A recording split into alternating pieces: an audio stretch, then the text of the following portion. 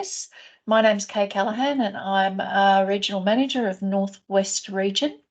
And you've come along to a session that is facilitated by Loddon Campaspe Multicultural Services. They're located here in Bendigo. And I'm going to introduce you to them in just a moment. But first of all, I would like to begin by acknowledging and paying my respects to the Jajarong people, the traditional custodians of the land on which I'm gathered today, and I'd like to pay my respects to elders past, present, in all the regions that you're coming to us from today. So once again, thank you. There's still more people coming in. I would ask you to mute your microphone, please. And if you don't mind putting your name in the chat, we'd like to know how many of you are here, and if there's any follow-up questions, we can get back to you. Is there any other housekeeping? I don't think so, but if I think of it, I will let you know. So as said, you've come along to a session today that is looking at taster programs in the childcare industry, starting work in childcare. The organisation Loddon Campaspe Multicultural Services is a multicultural service, obviously, that provides a range of support, including educational programs, to newly arrived migrants across quite a broad region, based in Bendigo, but the services extend outside the Bendigo area. And Loddon Campaspe Multicultural Services has been in operation for around 25 years. So the taster course it's been really successful. You've probably read the little blurb, so I won't go over that. I'm going to introduce you to Robin Matthews, who's the education team leader at LCMS, and she's going to be presenting the session today. Any questions, pop them in the chat. As I said, if you put your name in the chat, that would be fantastic. And I might just hand you over to Robin, who can tell you more. Thanks, Robin. Great. Thank you, Kay. Kay, could you please monitor if any extra participants come in and let them in? Is that okay? I sure will. Perfect. Thank you. I'll just share a PowerPoint. Here we go. Hopefully this works. Tried before. It's trying to work. Working out a few details. Here we go. Can everybody see that? Oh, yes, sorry. I forgot to remind everybody that we are recording the session and we assume that you agreed by attending. So if you have any problems with that, please feel free to jump out at any time. Thank you. Perfect. Can everybody see the PowerPoint? Perfect. Can you see the words beside the PowerPoint or just the PowerPoint? Just the PowerPoint, which is perfect. Good. Wonderful. I figured it out. All right. Hello, everybody. Thank you for joining me here today. I'm really excited to present to you a little bit about our program.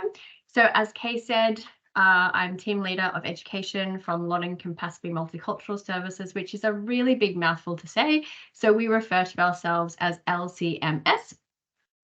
We are the peak body for multicultural communities within the Loddon Campaspe region, and we do work across all 6 LGAs up here. So Loddon, Campaspe, Central Goldfields, Bendigo, Mount Alexander Shire, and Macedon Ranges. And we offer a whole range of funded programs. So we are a secondary settlement provider. So we provide support to community members from a refugee and asylum seeker background in their 6-month to 2-year, 5-year period of settlement, but we don't stop providing services at 5 years. We'll help anybody regardless of where they are on their settlement journey and regardless of whether we can access funding for them. We also have employment services, we have community development, cultural diversity, obviously education as a learn local, and most recently we also became a redress provider as well. So we're a small organisation, but we're growing. There's about 25 of us now, and more than 3/4 of our staff speak more than one language, which is pretty amazing. So anyway, today we're going to be talking about our pre-accredited starting work in childcare taster program.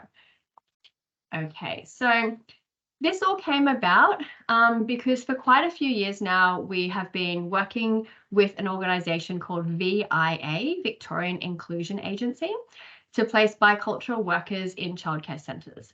So VIA will often call me or send me an email and let me know that they've received a request from a childcare or a kindergarten stating that they have a child who has enrolled in the service who needs some language or cultural support. And then I'll look into the community to find a suitable person to work within the centre to provide that support.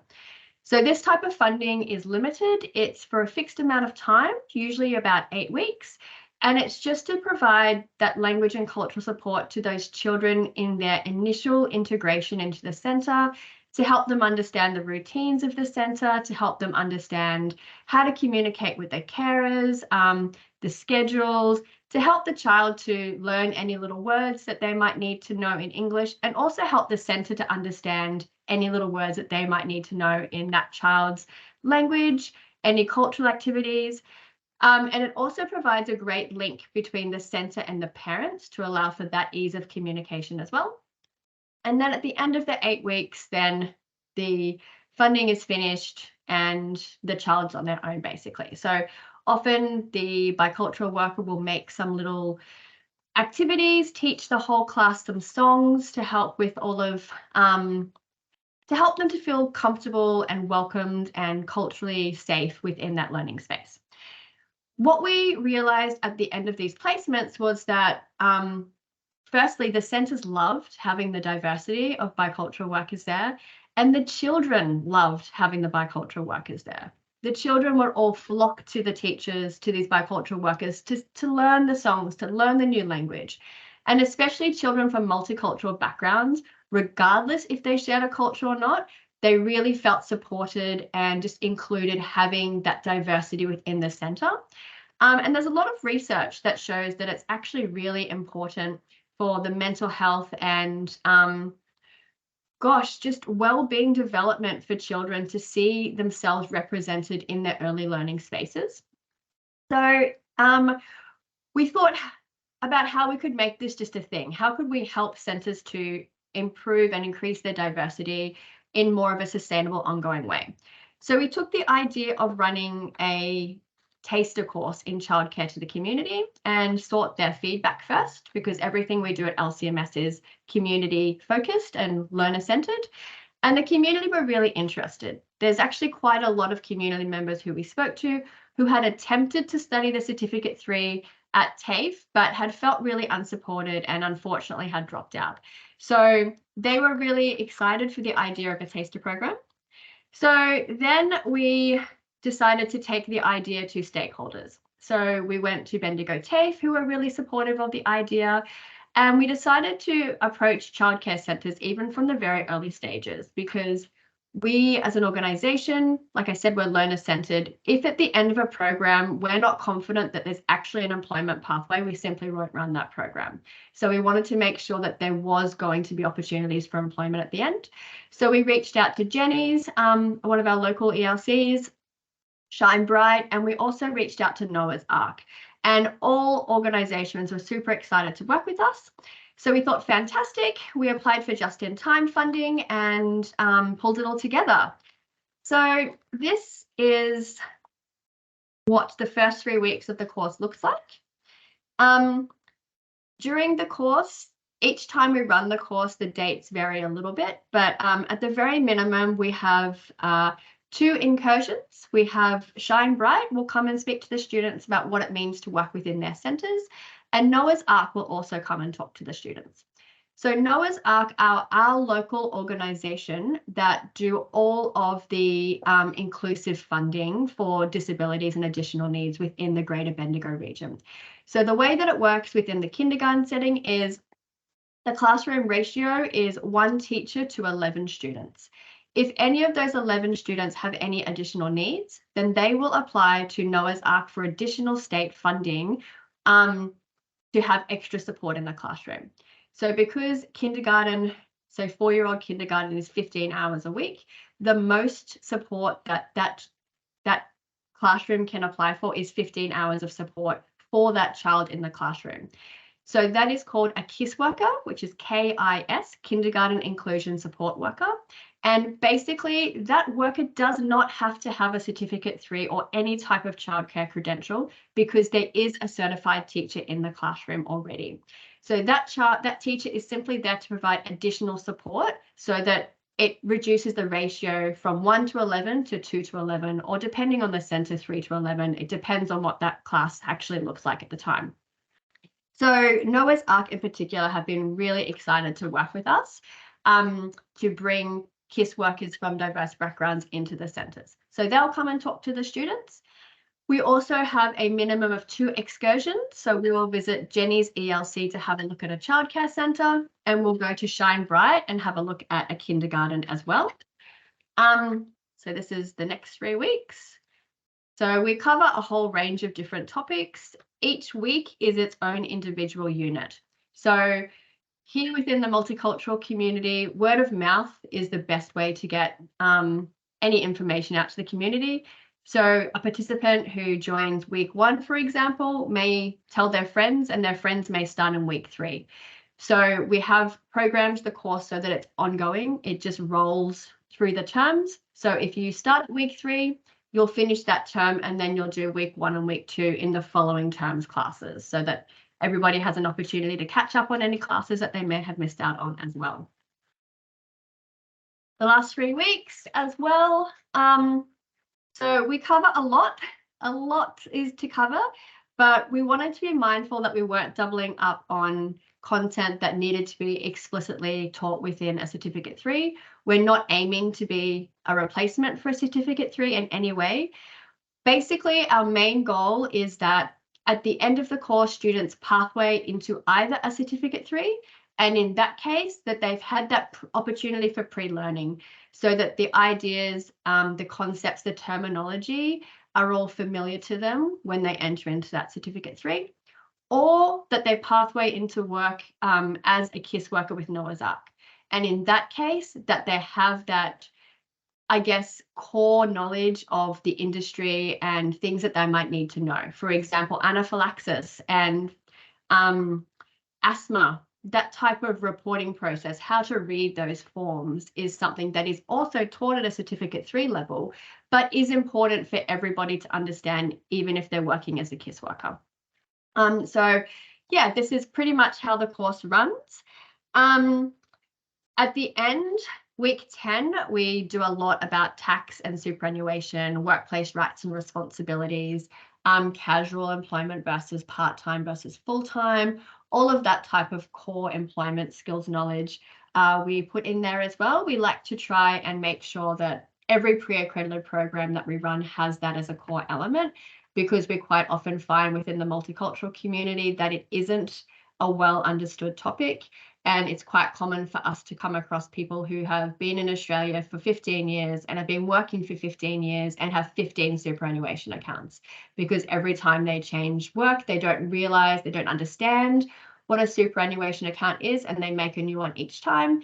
And obviously they pay 15 accounts worth of fees as well. So we do try and include that element in each course. Yeah, so like I said, pre-learning is a really important part of this course. We want to make sure that students feel equipped for whichever pathway they decide to go down, but just so that they can also thrive in whatever choice they decide to make as well. So the course as a whole is a multifaceted course. We've spoken about the pre-accredited program, so that's 10 hours worth of class work. It's every Friday for 5 hours. The reason that we've chosen a Friday is because that's the only day that our local AMEP program doesn't run.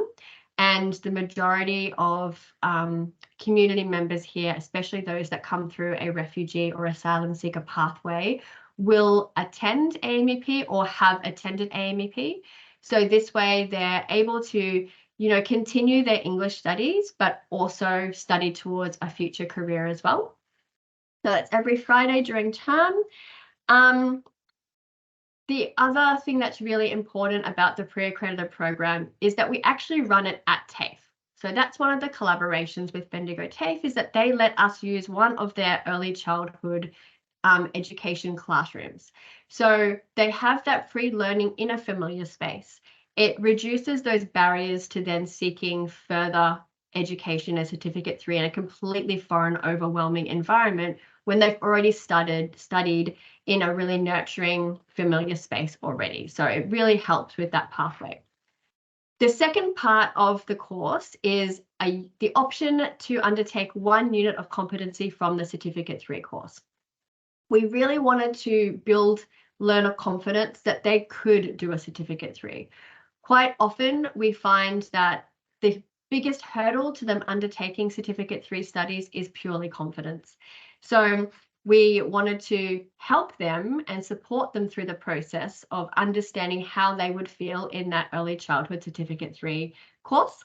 So at the end of the 10-week program, we arranged for students to actually join the actual Certificate 3 course for 1 unit of competency. Now, that 1 unit of competency is free if they're eligible for free TAFE.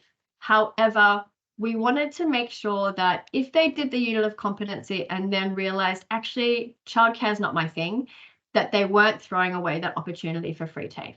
So we worked together with TAFE to come up with a best solution for everybody so we could still make it free or low cost, but not risk future free TAFE courses. And what Bendigo TAFE was able to bring to that part of the collaboration was that they would only charge the cost of the materials fees for the entire childcare course. So it's about $200 per participant. If students then decide to pathway into the Certificate 3, then that is waived for their consumables for the entire course. So they've already paid that upfront. If they decide that they don't want to use their free TAFE on this, then it's only cost them a really minimum amount of $200.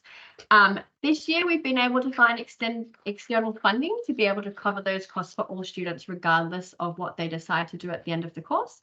But going forward, we wanted to make sure that it was an accessible amount for any students who wanted to undertake that opportunity. So yeah, it's really been a great pull together of both opportunities, the pre-accredited learning pathway into a taster of what Certificate 3 would feel like to then pathway into the actual Certificate 3 course. So the entire course takes just over 1 term to complete. And we've had some really fantastic outcomes. So next slide. So we ran the course initially last year with our just-in-time funding. And then this year we have run it an additional 2 times. Initially, uptake was slow, but word of mouth spreads really fast, especially after 2 graduates from the first round went straight into a Certificate 3. And then 2 graduates from the second round went straight into traineeships. So we've been able to just really show success to the community more so than to the stakeholders and partners. And that's brought lots of interest into the course. So currently I have 18 students, which is pretty crazy. It's a very busy time. We had quite a few delays with the second round. So we've just finished the second round of training partway through term 3. But we had 6 students undertake the unit of competency, and all 6 of those students then went on to the Certificate 3 course, which started 2 weeks ago. We've also working with Noah's Ark. Noah's Ark were willing to come and do group interviews with students in class time. So that was really successful. 10 students are now in the process of their onboarding to commence part-time work with Noah's Ark as KISS workers. So really fantastic being able to pathway people directly into both of those programs. We are also working on an opportunity. So I'm just trying to find how to go to the next slide. We're also working on an opportunity to help support the Certificate 3 students in their studies. So currently we received external funding to provide bilingual support. So our bilingual support worker is going to take 1 day of their training to sit in the classroom with them. She's not providing full bilingual support. She's mainly there as a confidence booster. More than anything, students are saying, did the teacher just say X, Y, and Z? And she's like, yeah. And they're like, oh, cool. So she's just building up their confidence and understanding. And, you know, she'll also help them to understand what written assessments they have. We've created a separate pre-accredited course specifically on helping students to understand how to do written tasks, because that is a huge hurdle as well, how to structure an assessment. Even just using a computer, the Control F function when you're going through your digital textbooks, things like this. So we're providing that wraparound support for students who are undertaking not just this course, but other Certificate 3 courses as well, to help them to hopefully thrive. So Bendigo TAFE's been amazing in working together with us. Like I said, Noah's Ark, Shine Bright, and Jenny's have all been really amazing as well. We've really just been blown away with the amount of interest from the sector to help support the program. It was a lot more welcomed than we expected it to be, and the community have really responded to the course as well. So that's the end of my discussion. These are my contact details here. If you have any questions that you think of outside of this session today, please feel free to give me a call or send me an email. Would really love to answer anything, and hopefully see if any of you are interested in replicating this model in your own areas. I'd be more than happy to help you to start on that pathway. So I'll open it up to any questions you may have. Thank you so much, Robin. And you only came in 1 minute over time, which is amazing. Excellent, excellent. Look, it'd be great if people popped anything in the chat. The first one is, what is just-in-time funding? Just-in-time funding is an initiative of the ACFI board, and it's available almost on a continuous basis to learn local organisations. And the funding, there are guidelines and there are applications, and Robin, please jump in and tell me about it, your experience with it.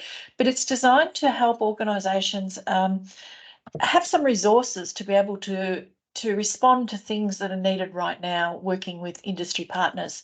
So, Robin, what was your experience with getting the just-in-time funding and the program itself? Was it flexible? Was it?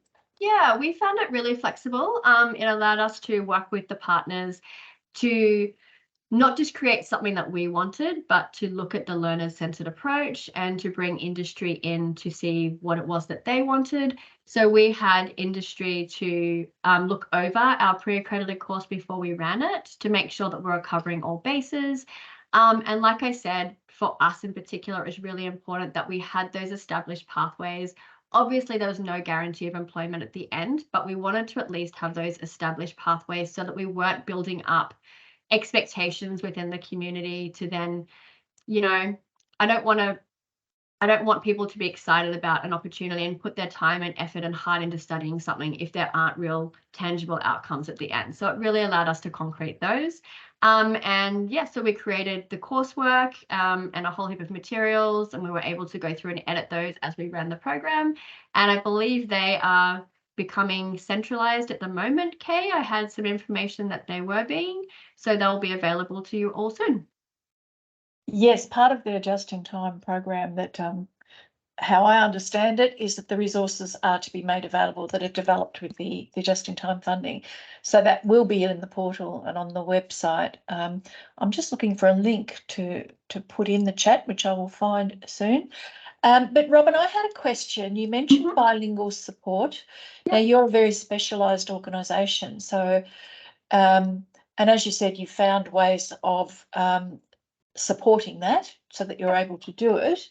How would that work in an ongoing model, given that, like, your ACFI money doesn't cover bilingual support and those wraparound services? So we had to look externally, and we were successful with Agnico Eagle to look into their community grants, and that provided us the opportunity to be able to pay for bilingual support for this program.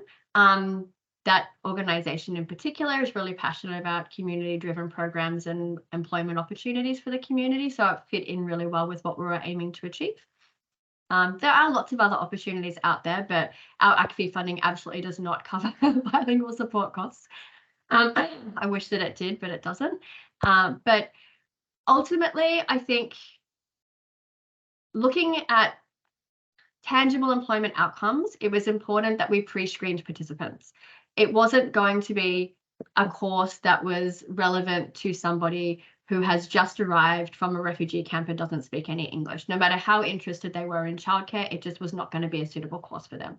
So we did pre-screen to make sure that everybody had a safe working level of English, and also that they were able to access employment with, you know, caring responsibilities and able to actually get to employment and things like that, because we wanted to build up realistic expectations from everybody. So you may be able to run the course without bilingual support. The biggest part of bilingual support that we are finding the most important is that element of support within TAFE, not within TAFE, but after their actual Certificate 3 courses, taking them aside and giving them that opportunity to learn those writing skills, to rehash over the content that they've learned that day. It's kind of like extra wraparound support, I guess. But that ultimately doesn't need to be a bilingual support worker. That could be anybody who has the capacity to deliver that little bit of one-on-one support. Okay. Was there any need to mobilise any support from the Reconnect program, which is another program that the department is involved with for wraparound services? Did that come into the equation in your organisation? No, so we're not a Reconnect provider, and I'm sure Bendigo TAFE would be, but I often feel, and this is probably an unpopular opinion, but I often feel that what TAFE can on paper provide and what they can realistically provide are quite different. And you know, we've got the students that we're supporting through their certificate studies are students who have been to TAFE and said, I need support, and TAFE has said, we can't support you. So then they come to us and we find a way to make that happen. And because of our taster program, we've been able to then pull into our normal pre-accredited programs a course to support them through their studies. But unfortunately, there's just not the right supports for the cohort that we work with within TAFE. Yeah, that's a really good point. Anybody who is working for a TAFE, please close your ears. You want to hear that, or maybe you should open them and start advocating in TAFE. I don't know what the answer is to that. But look, has anyone got any further questions for Robin? I think it's an amazing program, Robin. Your organisation has done very, very well to create those partnerships and provide this opportunity for students. I don't think it would be easy if that relationship hadn't already been started to really replicate your program, because you had some others before this that started building the relationship with TAFE, didn't you? Yeah, I think ultimately the relationship with TAFE was the unit of competency, which did have a lot of teething problems. You know, it took a lot to get to where we are right now. There was a lot of to and fro and a lot of things that were promised but ended up being empty promises. And, you know, it was a very new thing for TAFE to consider to do as well, offering one unit of competency. And on paper, it seemed like a really easy thing for them to do. And then when it came to the crunch to actually deliver it, it was a lot more complicated from their side than what they expected. So it did take a lot to get to the model that we're at now. But I think even regardless of the TAFE collaboration aspect, childcare centres are screaming out for workers and they're screaming out for diversity. And if you have a cohort in your communities that you think would be willing and have capacity to work as inclusion support workers, reach out to your centres and start your collaboration that way, because they're really, really eager to collaborate. Like, we were surprised at the amount of excitement we got from the centres to partner with us. They're always messaging me saying, when's the next round? When can I come and speak to the students?